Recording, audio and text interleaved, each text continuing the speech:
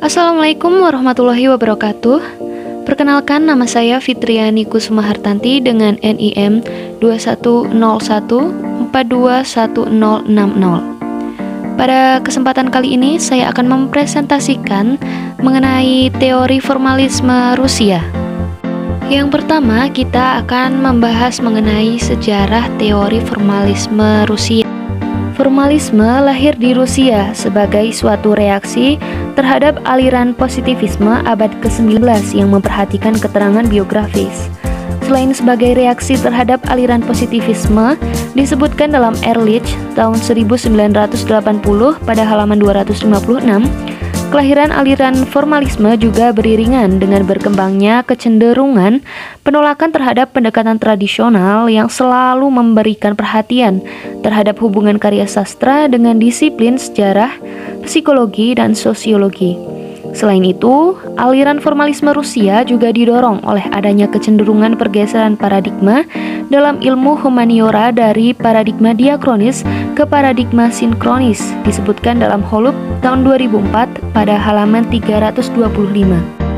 Aliran formalisme ini menentang kecenderungan di Rusia untuk meneliti sastra sebagai ungkapan pandangan hidup atau iklim perasaan dalam masyarakat. Tokoh-tokoh utama aliran ini adalah Shklovsky, Tynechov, dan Jacobson, walau pada akhirnya di kemudian hari Tynechov berubah pikiran. Kaum formalis Rusia ini dipandang sebagai peletak dasar bagi ilmu sastra modern. Baru pada tahun 1960-an, karya mereka disebarluaskan ke dunia barat. Sebelumnya, pandangan mereka diolah oleh kaum strukturalis Ceko, disebutkan dalam Luxemburg pada tahun 1986 halaman 32-33 dan halaman 35. Kemudian yang kedua, kita akan membahas mengenai konsep dasar formalisme Rusia.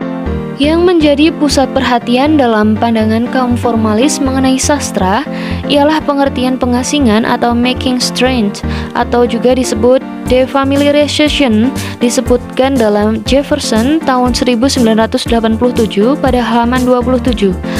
Orang yang memperkenalkan istilah ini ialah Shklovsky. Ia berpendapat bahwa sastra sama seperti seni-seni lainnya, mempunyai kemampuan untuk memperlihatkan kenyataan dengan suatu cara baru, sehingga sifat otomatik dalam pengamatan dan pencerapan kita didobrak. Shklovsky memakai istilah pengasingan bila sebuah karya sastra memakai gaya bahasa yang menonjol atau menyimpang dari yang biasa, atau menggunakan teknik bercerita yang baru. Selain itu, para formalis memperkenalkan beberapa pengertian untuk analisis teks cerita, yakni motif sebagai kesatuan naratif terkecil dalam peristiwa yang diceritakan, kemudian fabula atau fable sebagai rangkaian motif dalam urutan cerita atau tataran peristiwa, dan sujet sebagai penyusunan artistik motif-motif tersebut atau tataran penceritaan, disebutkan dalam Luxemburg tahun 1986 halaman 34, dan juga Sherwood pada tahun 1973 pada halaman 30, 33 sampai dengan 34, dan Todorov pada tahun 1985 pada halaman 27 dan 47. Kemudian yang ketiga, kita akan membahas mengenai contoh telaah sastra dengan teori formalisme. Orde Baru sebagai landasan fabula dalam novel Entrop, karya Oki Madasari. Kajian formalisme Rusia. Orde Baru adalah sebutan bagi masa pemerintahan Presiden Soeharto yang menggantikan Orde Lama atau masa pemerintahan Presiden Soekarno. Fakta sejarah ini termuat dalam novel Entrop karya Oki Madasari. Pengarang mengambil fakta sejarah pada zaman Orde Baru di Indonesia pada era tahun 1950 sampai dengan 1999 sebagai latar dalam novelnya. Novel Entrop karya Oki Madasari menunjukkan bahwa kejadian-kejadian dalam kehidupan manusia umumnya dapat dimanfaatkan oleh pengarang sebagai bahan mentah dalam proses pembuatan suatu karya sastra.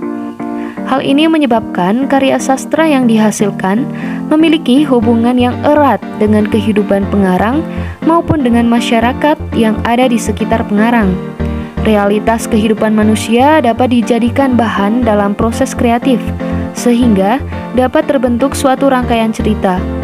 Menurut Jefferson melalui Nur Yatin pada tahun 2005 halaman 11, realitas kehidupan manusia yang dijadikan bahan mentah yang kemudian diolah oleh pengarang menurut kaum formalis dinamakan sebagai fabula atau cerita, sedangkan karya sastra yang merupakan hasil olahan fabula dinamakan syuzat atau alur.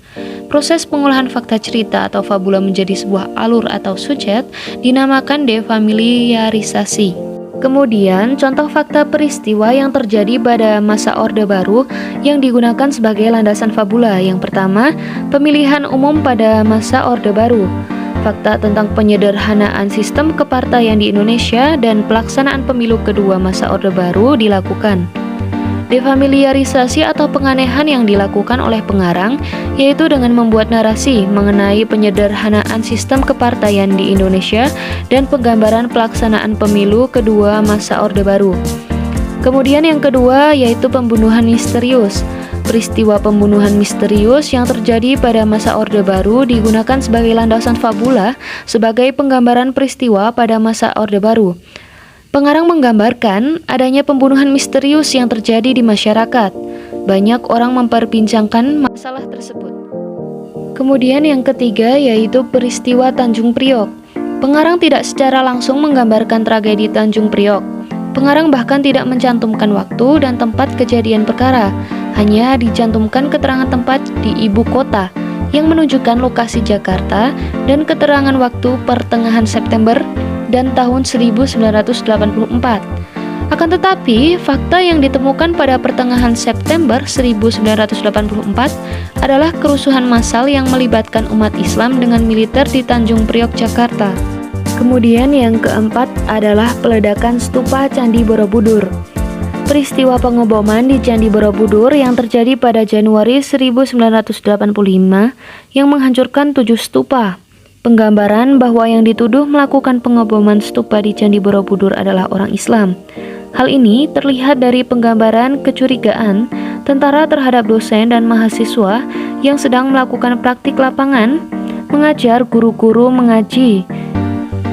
Ditangkap karena dicurigai terlibat dalam kasus peledakan stupa di Borobudur. Secara tidak langsung, aparat keamanan pada masa itu mencurigai umat Islam sebagai pelaku. Sekian presentasi yang dapat saya sampaikan. Kurang lebihnya mohon maaf. Wassalamualaikum warahmatullahi wabarakatuh.